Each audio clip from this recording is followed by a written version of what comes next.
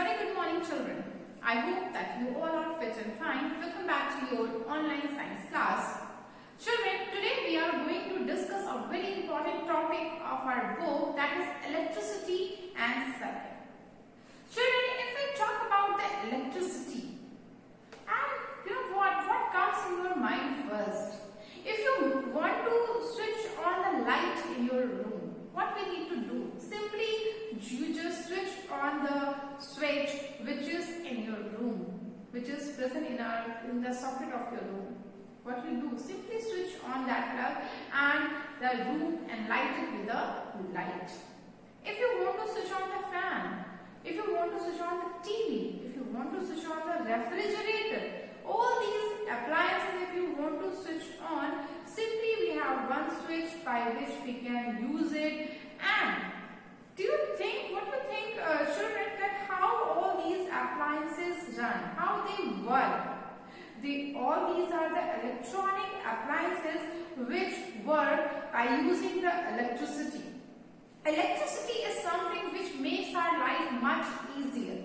In earlier time, when there was no electricity, so when the day passes and during the night, during the evening, there was nothing to enlighten the new room, then we had only the candles and the lamp that we used to light our room. But nowadays the facilities, more and more facilities are there, so that easily we can use this electricity and we can use the electronic appliances which makes our life easier and it makes our life comfortable also. So children, do you know how this electricity is produced, how it functions?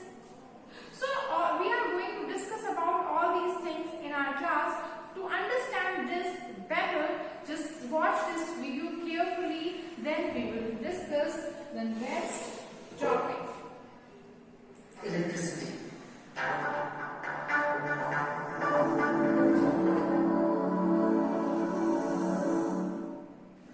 Electricity is a form of energy which is transportable and can be controlled. Microwaves, televisions, laptops, fans, irons, and many other things require electricity to work. It is possible to light our homes, offices, shops, etc. even after sunset only because of electricity.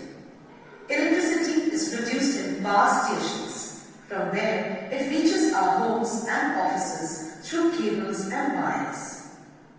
All things that run on electricity have electric current passing through them.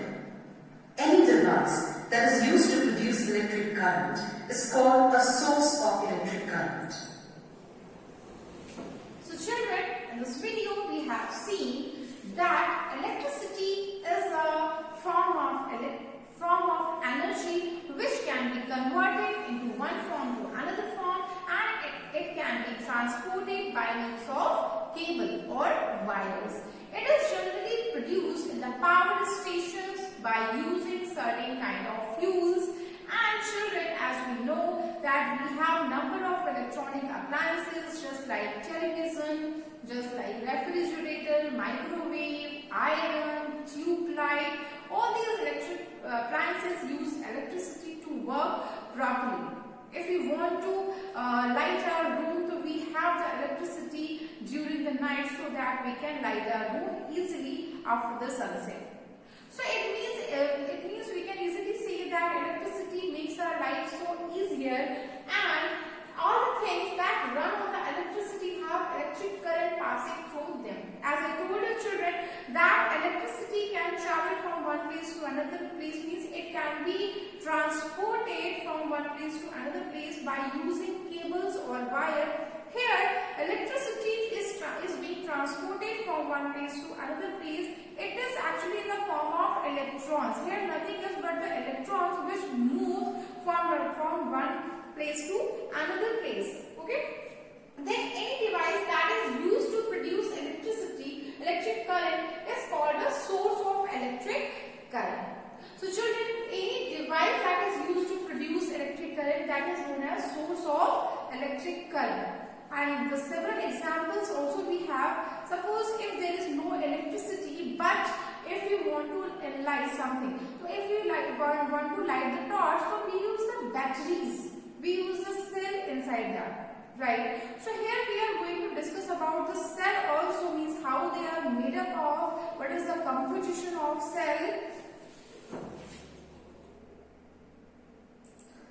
Cell is a source of electric current.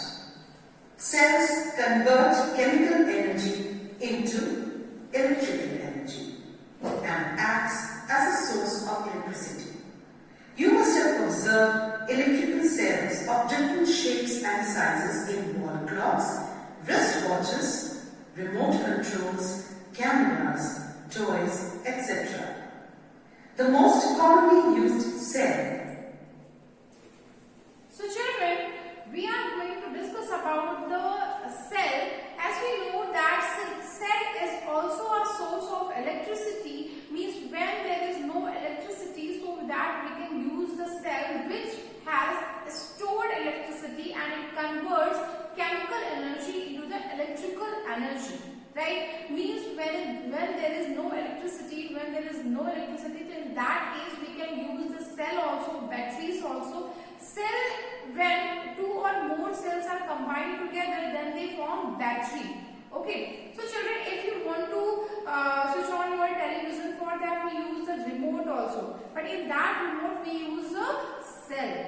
We also use cell in our wristwatches, wall clock, and many of the appliances are there in which we use cell or batteries for making them work properly. So children, now we are going to discuss, we are going to see the structure of the cell, how it is made up of. Generally the most commonly used cell is known as dry cell, which is made up of just like this. Is dry cell. A simple dry cell consists of a container made of zinc metal.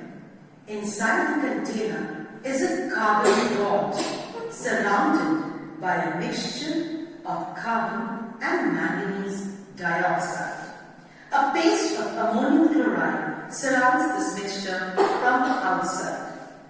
The cell is sealed from the top to prevent the ammonium chloride paste from drying up. The metal tip acts as a positive terminal and the zinc base acts as a negative terminal.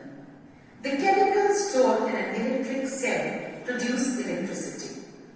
When these chemicals are used up completely, the electric cell stops working and is said to be dead.